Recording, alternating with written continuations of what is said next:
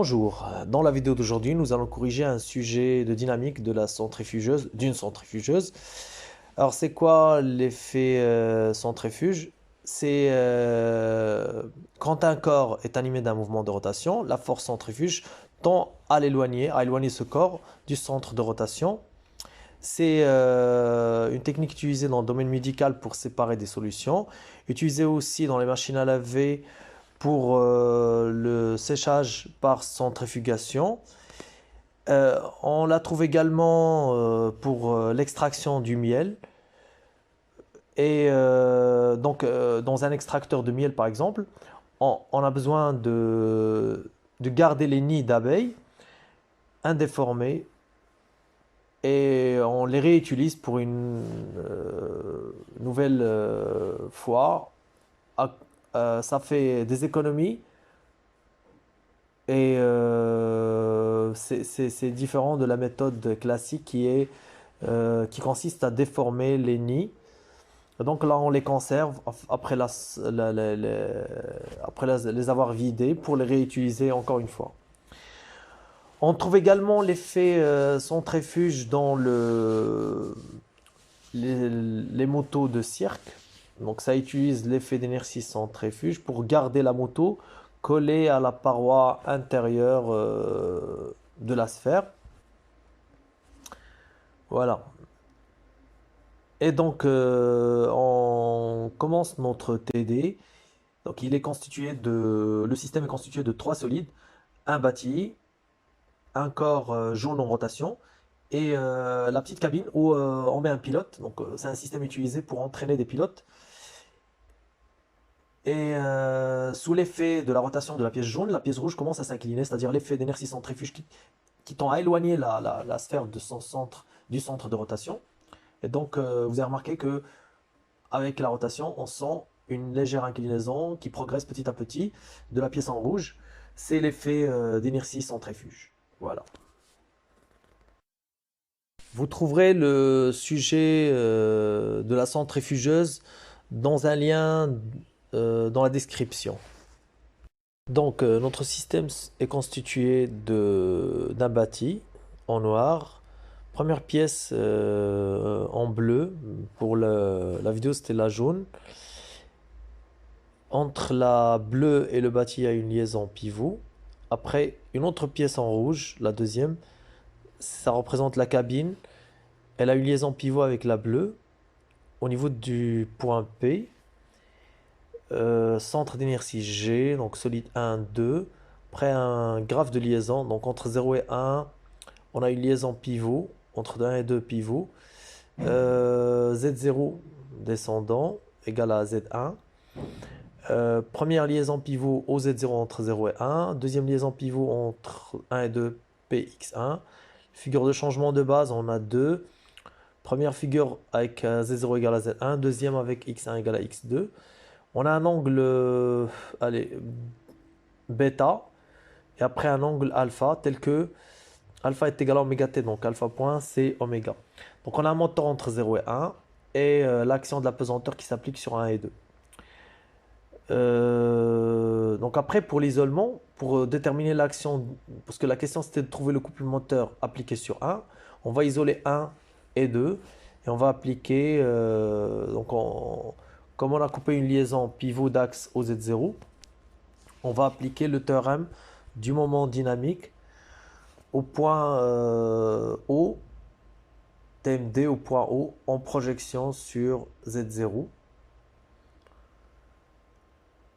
pour justement trouver une équation de mouvement qui contient le couple C recherché en évitant les inconnus de la liaison 0,1. Donc delta au point O de 1 union 2 par rapport à 0 en projection sur Z0 est égal à la somme des moments extérieurs à 1 union 2, c'est-à-dire 1 union 2 bar sur 1 union 2 en projection sur Z0 au même point O. On commence toujours par la partie statique puisque c'est la plus simple. Les actions extérieures à 1 union 2, c'est d'abord l'action au point O du bâti, donc à travers la liaison pivot. Après, l'action de la pesanteur qui s'applique sur 1 Et après, l'action d'apesanteur qui s'applique sur 2. Les deux actions au point, les deux moments au point O. Après, un dernier moment qui représente ce qu'on cherche, le moment du moteur. Donc, le couple C du moteur euh, au point O. Donc, le moment de la liaison pivot en projection sur Z0 est nul puisque la liaison est parfaite. Les moments de l'apesanteur sont nuls parce que Z0 est parallèle à G. Et après, le moment du moteur, bah, c'est directement C. Le torseur d'un moteur, c'est un couple. C'est Z0. Donc, quel que soit le point, il accepte aussi le O. Scalaire Z0, ça fait C. Bon, après, on va calculer le moment dynamique au point O de l'ensemble 1 union 2 par rapport à R0 scalaire Z0. Ce qui veut dire qu'il faut calculer celui de 1 d'abord, ensuite celui de 2. Alors pour 1, on sait que O est un point fixe et que Z0 est fixe dans R0. Donc on n'a que la composante delta D sur dt de sigma au point O. Sigma au point O de 1 par rapport à 0. Scalaire Z0. Bien sûr, le produit scalaire entre parenthèses. Et sigma, O est un point fixe. Donc comme j'ai dit, Z0 est fixe dans la base R0. Donc O de 1 par rapport à 0, sigma, scalaire Z0. C'est la matrice d'inertie. Vous avez constaté que dans les données, il n'y a pas la matrice d'inertie, mais il y a un moment d'inertie. Donc j'imagine que j'ai une matrice d'inertie multipliée par oméga. Je montre que la matrice d'inertie, elle n'est pas utile entière. Ben, il n'y a qu'un élément qui est intéressant. Et tout dépendrait des éléments oméga et de Z0. Donc Z0 est égal à Z1. Logiquement, la matrice d'inertie est dans la base 1. Donc j'ai oméga qui est égal à 0, 0. C'est la figure plane incomplète. Oméga porté par donc alpha, c'est oméga t. Donc j'ai alpha point qui est oméga porté par Z1 qui est aussi Z0. Donc je peux l'écrire dans la base B1. Et après Z0, c'est aussi Z1, donc je peux l'écrire 0, 0, 1. Bon, vu que j'ai le vecteur Z0 qui a deux composantes nulles, donc je n'aurai besoin que de I. Le 0, la première ligne et la deuxième ligne sont inutiles. Donc la première ligne inutile pour le 0 de la droite, inutile aussi. Les deux éléments de la dernière ligne de la matrice sont inutiles vu qu'il y a présence de 2 zéros sur la colonne de oméga. Donc ce qui nous donne I oméga. Mais en fin de compte, I étant constante et oméga constant, ça fait une valeur nulle. Et donc on ira voir le deuxième moment, celui de 2 par rapport à 0, scalaire Z0, égale. Là, en regardant sur les données, vous avez trouvé qu'il y a que la matrice est donnée au point G. Donc on préfère faire le champ en passant par G. Donc delta au point O, c'est delta au point G, plus au G vectoriel, la résultante dynamique du solide 2, qui est la masse de 2 fois l'accélération du centre d'inertie de 2 par rapport à 0. Mixte, voilà, scalaire, et gamma c'est un vecteur. Donc on travaille d'abord le premier terme, delta en G de 2 par rapport à 0, scalaire Z0, égale, comme je suis au point G qui est centre d'inertie, et que Z0 appartient à R0, c'est directement la dérivée de sigma, scalaire Z0. Voilà. Et on va calculer le sigma scalaire Z0. Donc les autres termes, ils sont nuls. Le deuxième terme est nul parce que Z0 est fixe. Le troisième terme est nul parce qu'on travaille en G. Donc sigma en G de 2 par rapport à 0 scalaire Z0, sigma vecteur, égale la matrice que vous avez au point G fois oméga de 2 par rapport à 0. Comme la matrice est diagonale, donc on a ABC sur la diagonale, et elle est dans la base B2. Il faudrait que le oméga aussi soit dans la base B2, donc A2, ABC plutôt. Je dois écrire oméga dans la base B2 et aussi Z0 dans la base B2 pour pouvoir aligner les éléments. Donc oméga 2 par rapport à 0, c'est oméga porté par Z1 qui est aussi Z0, plus bêta point X2. Donc pour le bêta point, il n'y a pas de problème. Je peux le mettre directement sur la première composante. mais le Z1 il doit passer vers la base. Donc oméga 2 par rapport à 0, il doit passer vers la base 2. Donc c'est oméga facteur 2, Z1 projeté dans la base 2, ça nous donne un cos bêta sur Z2 et un sin bêta sur Y2. Donc sin bêta Z2, Y2 plutôt, plus cos bêta Z2. Voilà. Plus bêta point porté par X2. Là, on peut écrire le vecteur oméga verticalement. Ce qui est porté par X, c'est bêta point. Par Y, c'est oméga sin bêta. Et par Z, c'est oméga cos bêta. Et bien sûr, Z0 aussi devrait être vertical. Et c'est Z1. Et je l'ai déjà écrit en projetant pour le oméga. Donc ça me fait 0, sinus de bêta pour Y2 et cosinus de bêta pour Z2. Voilà. Première ligne, première colonne fois 0. Donc on ne calcule pas. Deuxième ligne, première colonne fois sin bêta. Ce qui fait que c'est B oméga sin bêta fois sin bêta. Et donc c'est sin bêta au carré. Plus dernière ligne, C fois oméga cos bêta fois cos bêta, ça fait C cos carré de bêta fois oméga. On peut mettre en facteur le oméga. Voilà, donc on vient de calculer sigma. Maintenant, il faut calculer la dérivée de sigma scalaire Z0. Et ce qu'on voit variable dans sigma, c'est bêta. Et donc la dérivée de sin carré de bêta et de cos carré de bêta ont en commun de sin bêta cos bêta bêta point. Bien sûr, pour cos carré, c'est négatif. Donc, je réécris sigma en g de 2 par rapport à 0 scalaire z0 est égal. Donc, on avait trouvé tout à l'heure que c'est b oméga facteur de b sin carré de bêta plus c cos carré de bêta. D sur dt de cette expression, comme j'ai dit, on peut mettre en facteur des termes vu qu'il y a des éléments en commun aux deux dérivés. Donc oméga en facteur déjà. Après, il y a le 2 de sinus et de cos bêta. Donc sin bêta fois bêta point. Donc il faut aussi le bêta. B bêta point. Il faut le... Après B moins C. Donc le C, c'est parce que cos carré de bêta va donner un moins. Après, on va calculer l'autre terme, c'est-à-dire O, G vectoriel M gamma G par rapport à R0, le tout scalaire Z0. Et donc, on a besoin de calculer l'accélération. Avec VG par rapport à 0 égale à la dérivée de OG par rapport à R0 égale à D sur dt de petit a y1. Donc, on peut voir sur le donné plus petit b y2, le tout par rapport à voilà, y2 par rapport à 0. Donc, la vitesse VG par rapport à 0 nécessite de calculer la dérivée de y1 et la dérivée de y2. Donc, d de y1 sur dt par rapport à 0, d'après la figure plane de la gauche, c'est oméga z1 vectoriel y1, ce qui fait que c'est moins oméga x1.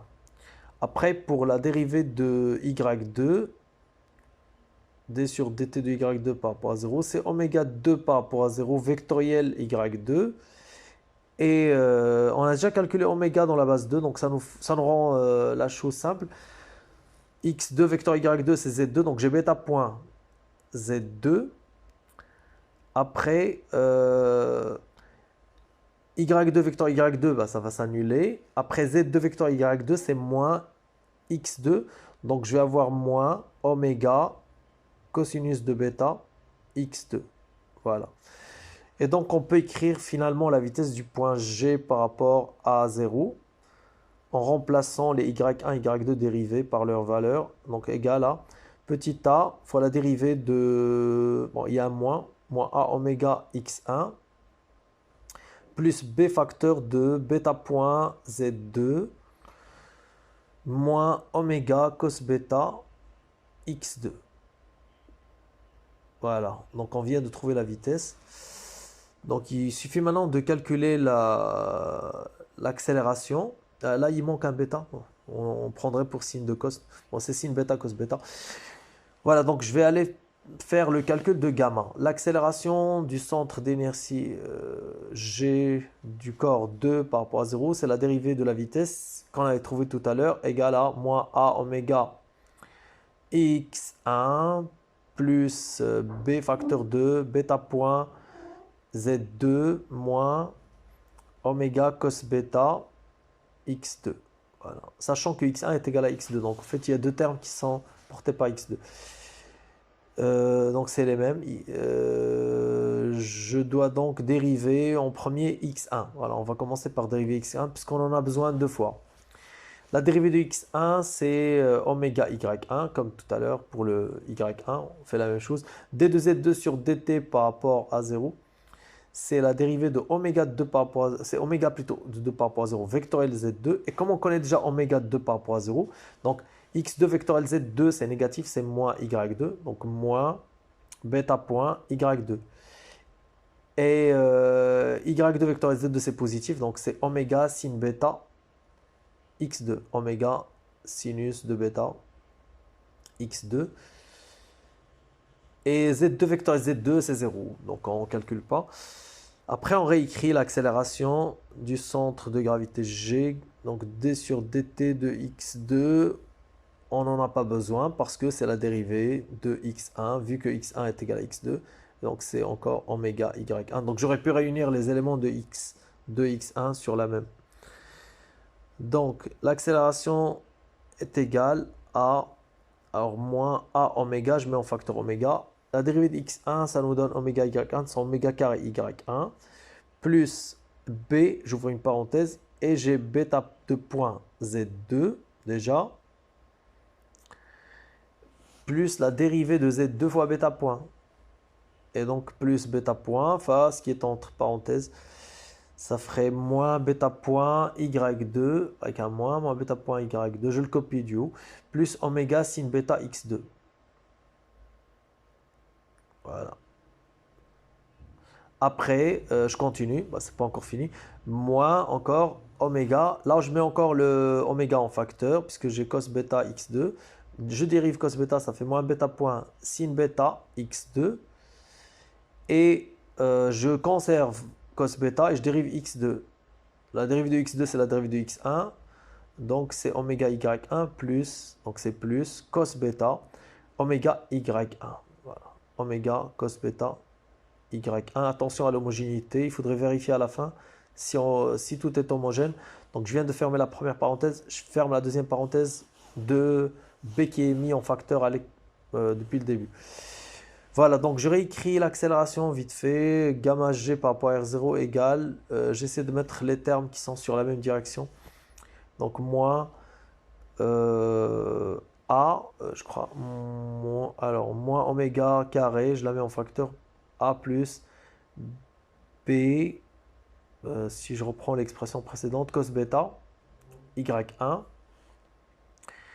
plus b bêta de point z2, après moins b bêta point carré y2, après c'est alors j'ai besoin de revoir mes notes, c'est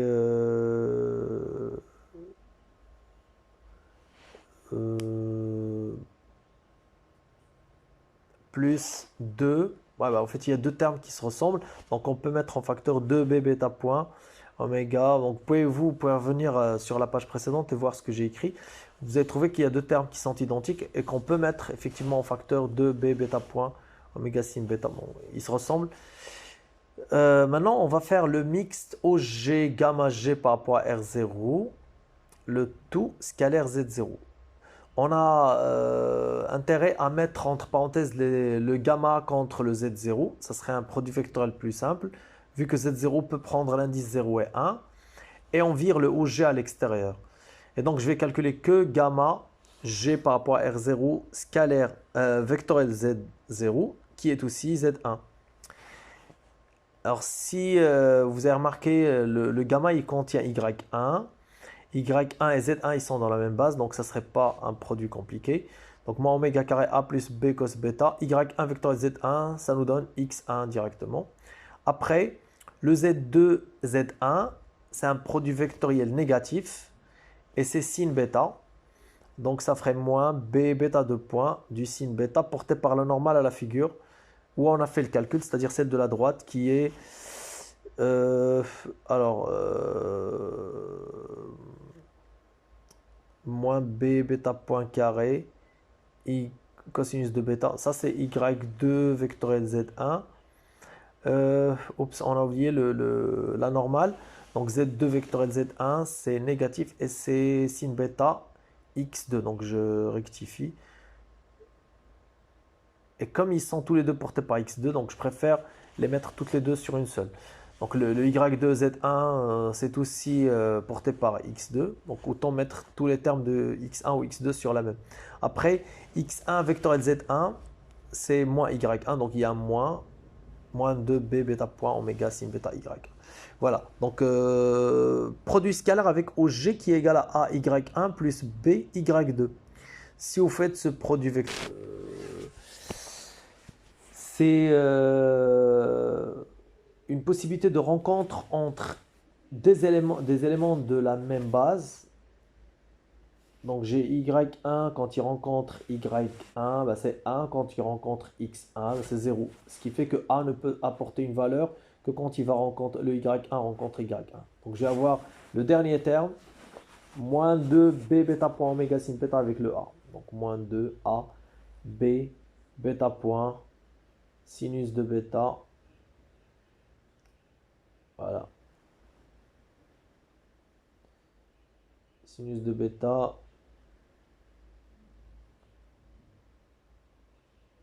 Après, Y2 contre X2, c'est 0. Donc, contre Y1, c'est du cos bêta, tout simplement.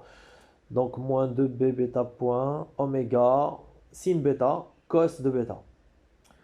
Voilà, fini. Donc, c'est la méthode la plus simple pour faire ce mix. Sinon, on passerait beaucoup plus de temps pour le calculer. Donc, à la fin, on voit qu'il y a beaucoup de choses en commun. On a le 2, le B, le bêta point, le oméga, le sin bêta.